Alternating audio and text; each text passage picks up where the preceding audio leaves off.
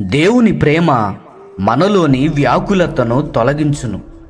ఒక పిచ్చుక చనిపోయి నేలపై పడుట చూచుటలో ఆయన తప్పిపోడు. మన తలపై నుండి ఒక వెంట్రుక రాలుటను చూచుటలో ఆయన తప్పిపోడు. తన సొంత కుమారుని అనుగ్రహించుటకు వెనుక తీయక మన అందరి కొరకు ఆయనను అప్పగించినవాడు ఆయనతో పాటు సమస్తమును మనకెందుకు అనుగ్రహింపడు? మనకు కాదు అని చెప్పిన తరువాత ఆయన వద్ద ఏమీ ఉంచుకొనడు. అవును, 1 కొరింథీ 3:22 సమస్తమును మీవి అని చెప్పబడినది.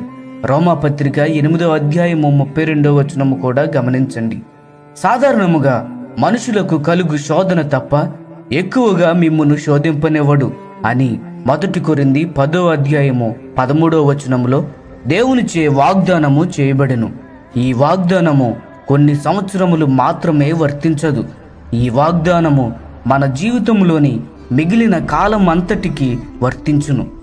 మన ప్రేమగల తండ్రి మన ఎడల ఉన్న ఉద్దేశమును నెరవేర్చుటకు యూదా ఇస్కరియోతును కూడా ఆయన ఒక ఆయుధముగా వాడుకొనెను.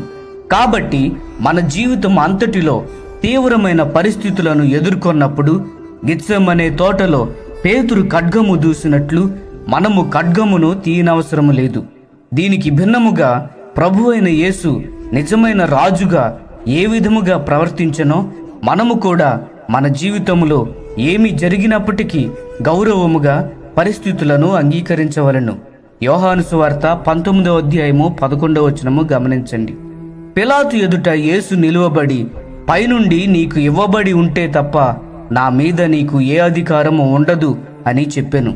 ఈరోజు మనము కూడా మన చుట్టూ ఉన్న లోకమును, దాని ఉనికిని చూసి యేసు చెప్పిన మాటలనే మనము చెప్పవలెను.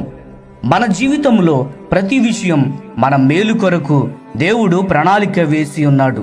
అందును బట్టి క్రీస్తు యొక్క నిజమైన శిష్యుని జీవితంలో భయమునకు, వ్యాకులమునకు అవకాశము ఉండదు. భయము మరియు వ్యాకులము అనేవి పాపములు. ఎందుకో తెలుసా? అవి అవిశ్వాస హృదయము నుండి వచ్చును.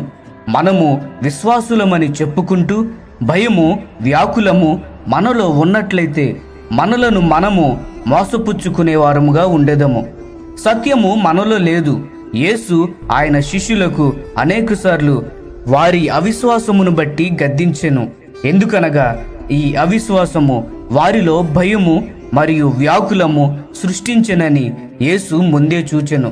ప్రియ స్నేహితులారా, దేవుని ప్రేమ మనలో ఉన్నది కాబట్టి వ్యాకుల పడకండి. ఈ సందేశములు మీకు ఆశీర్వాదకరముగా ఉన్నట్లయితే లైక్ చేయండి, సబ్స్క్రైబ్ చేయండి, అనేకులకు షేర్ చేయండి. మీ విలువైన అభిప్రాయములను కామెంట్ రూపంలో మాతో పంచుకొనండి.